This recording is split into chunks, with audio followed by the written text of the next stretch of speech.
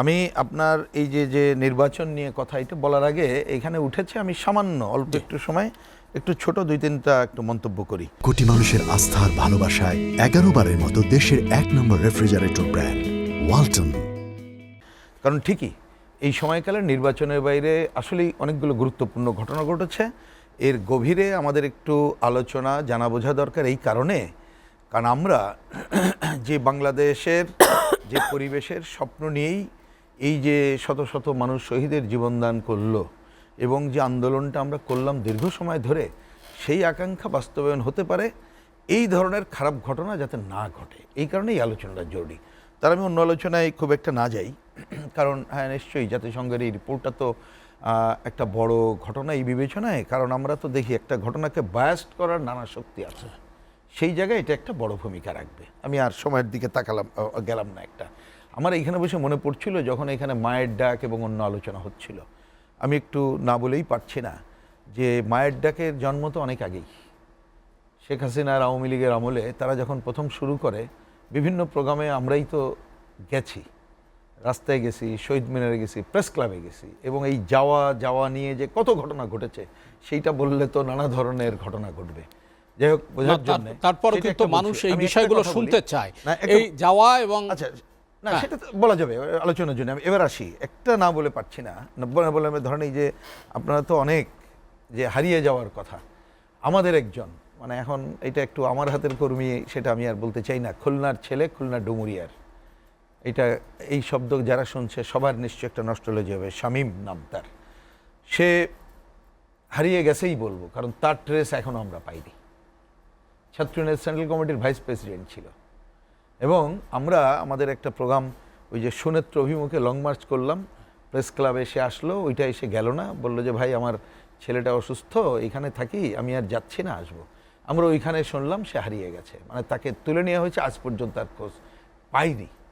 তাহলে এই যে ঘটনা, এবং আমি এটা আরেকটু বলছি যে শুনতে চাইলেন, এটা তো বড় আলোচনায় যাই না, খালি এইটুক বলি যে বুঝবেন যে নিজের কর্মী এরকম হারালে, এবং আমাদের ছোট ভাই সমতুল্য তো, তৎকালীন সময়ে আমাদের পার্টির সভাপতি, সাধারণ সম্পাদক, আমি তখন সাধারণ সম্পাদক, এবং আমাদের যতটুকু ক্ষমতা তৎকালীন স্বরাষ্ট্রমন্ত্রী সাহারা খাতুন থেকে শুরু করে সরকারের হেন জায়গায় নেই, আমাদের যতটুকু সমর্থ ছিল চেষ্টা করেছে।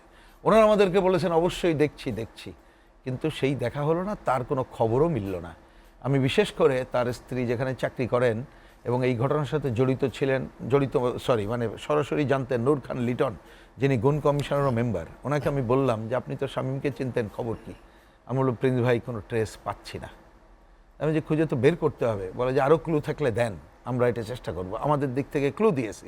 তার মানে আমি একটা ছোট্ট ঘটনায় অল্প একটু তুলে ধরলাম, তার মানে আমি বলছি এরকম অসংখ্য এইরকমের অসংখ্য। তাহলে আমাদেরকে যদি এই জায়গাটা আলোচনা এই কারণে দরকার, খালি আলোচনার জন্য না, গল্পের জন্যও না, আলোচনাটা দরকার, এই ধরনের ঘটনা যাতে না ঘটে আমাদেরকে সেই ব্যবস্থাটা করতে হবে। যাই হোক, এবার আমি আপনার জায়গায় আসি, কারণ এই আলোচনা তো দীর্ঘ এবং আরও ভালো হয়ে হওয়া দরকার বলে মনে করি, সেটা সুযোগ হলে অন্য সময় করা যাবে। এবং আমি আশা করব যে এই যে কমিশন যারা দায়িত্ব পালন করছে, বিশেষ করে আমি গুম কমিশনের কথা বলছি, তারা আরও সুনির্দিষ্ট করার চেষ্টা করবে, তারা আরও এইটা কিভাবে বন্ধ করা যায়, মানে এই প্রচলিত ধারার ফ্রেমওয়ার্কে পুরোটা এই শুতে সেটা হচ্ছে এই আমরা সেটা চাই। আয়নাঘর দেখতে দেয়া নিয়েও তো কত নাটক, ওইটা আরেক আলোচনা, আমি ওর মধ্যে এখন ঢুকলাম না সময়ের জন্য, কারণ ওটা একটা থেকে একটা তো অনেক কথা আসবে, সেটা না। আমি বলছি যে ঘটনা প্রকৃত খুঁজে বের করতে হবে, এবং এইটা একটা মনে রাখতে হবে। আমি এই জায়গায় এটারই কনক্লুড করি যে আমরা ধরেন একটা শাসককে বলছি কর্তৃত্ববাদী, স্বৈরাচারী, ফ্যাসিস্ট, এইটা তো সে হয়ে উঠেছে, একদিনে তো হয়ে ওঠে নাই, হয়ে উঠেছে, এবং আমাদের বিবেচনায় সেটা আবার বড় ব্যাখ্যা, খালি পয়েন্টটা তুলি। আপনি যদি অর্থনীতির দুর্বৃত্তায়ন রোধ না করতে পারেন, তাহলে দেখবেন সে ওইটাকে রক্ষার জন্যই কিন্তু তার ক্ষমতা লাগবে, জমিদারতন্ত্র লাগবে, তার লুটপাটের ধারা অব্যাহত রাখতে হবে, যার জন্য এই ধরনের ঘটনাগুলো গণতন্ত্রহীনতার জায়গাটা কিন্তু তাকে চলে আসতে হবে শেষ বিচারে। এবার আসি আপনি যে আলোচনাটা তুললেন এই যে নির্বাচনের বিষয়টা নিয়ে, তা আমরা তো এই গণতন্ত্র, কারণ আমরা 5ই আগস্ট গণঅভ্যুত্থান সফল হওয়ার পরে আমরা কিন্তু বলেছিলাম যে পূর্ণ গণতন্ত্র প্রতিষ্ঠা না হওয়া পর্যন্ত সংগ্রাম চলবে, জনগণকে আমরা আহ্বান জানিয়েছিলাম, আমরা সেই সংগ্রামের মধ্যে আছি। তাহলে তার একটা ধাপ হচ্ছে নির্বাচন, এটাই হচ্ছে নির্বাচন, আর ব্যাখ্যার দরকার নেই। এখন আপনার প্রশ্ন দুইটা, একটা হচ্ছে নির্বাচন কতদূর এবং সংলাপে এটা আসবে কিনা। আমাকে যদি বলেন নির্বাচন নিয়ে তো ঐক্য আছেই, নির্বাচন নিয়ে ঐক্যের কোনো ঘাটতি আমি দেখি না। কেন? কারণ আপনি বলেন এই পর্যন্ত যারা আন্দোলনে, ফুয়াদ ঠিকই বলেছেন যে একটা অংশীদার রাজনৈতিক দলগুলো আর পরবর্তীতে আন্দোলনের জায়গা, এই রকমের কেউ তো নির্বাচনের ব্যাপারে দ্বিমত করে নেই। নির্বাচনের ব্যাপারে ঐক্যমত্য আছে। হয়তো যে প্রশ্নটা যে কারণে আনা হয়েছে সেটা হচ্ছে যে আমরা কখন নির্বাচন চাচ্ছি, এটা তো সেক্ষেত্রে আমাকে বলেন একটা ঐক্যমত্য কিন্তু আছে। একটা আমার বিবেচনা একটু ভুল ব্যাখ্যা সামনে যায় বলে এটা ঐক্যমত্য আছে আমি দাবি করছি। সেটা কি?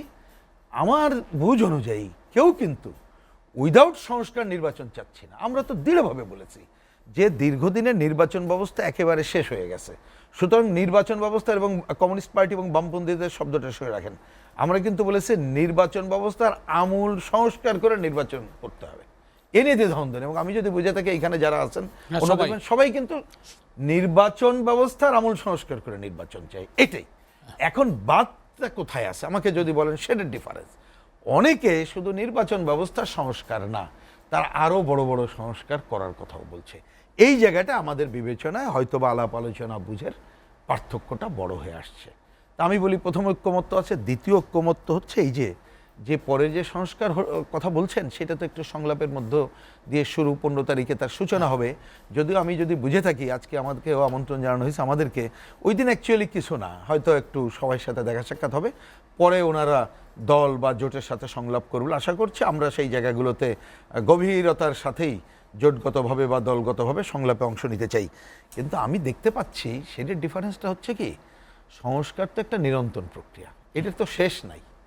আবার সংস্কার অনেক কিছু আপনি তো খালি লিখে দিলে হবে না, এটা লিগালাইজ করতে হবে। তারও একটা ফ্রেমওয়ার্ক আছে, যে সরকার আছে তার যে শপথ নিয়েছে যে ফ্রেমওয়ার্কের মধ্যে এটা তো বিবেচনা করতে হবে। তাহলে তার জন্য ধরুন নির্বাচন না, আমি অন্য বিষয়ে ধরুন সংস্কার ব্যাপারে আমরা ঐক্যমত্য হয়ে গেলাম, তা সেইটা সবটাই কি আমি এই সরকারের আন্ডারে করতে পারবো না তো। তাহলে আমাকে লাগবে একটি ইলেকটেড গভর্নমেন্ট। কিন্তু প্রশ্নটা কেন আসছে আমি এই পর্বে খালি তুলে রাখি যে 90-এ বিশেষ করে মুক্তিযুদ্ধের পর, যদি সুযোগ থাকে মুক্তিযুদ্ধের পরে যে আপনারা শোনেন না অন্তর্বর্তীকালীন সরকার, আজকে একটা তথ্য আপনাদেরকে দেই। মুক্তিযুদ্ধের পর ওই যে সংসদ 70-এ নির্বাচিত যারা হয়েছিল একজন ন্যাপের মেম্বার ছিল, জানেন, ডিফ্যাক্টো আমাদের সাথেই বলছেন সম্পর্ক, আমি সুরঞ্জিত সেনগুপ্তের কথা বলছি। তার ভাষণ পড়বেন, উনি সংসদে যে ভাষণ দিয়েছিলেন, যে এটা কমিউনিস্ট পার্টির ওই সংবিধানের দুর্বলতা আমরা কাটানোর কথা কিন্তু লিখিত বলেছিলাম, ডকুমেন্টে আছে।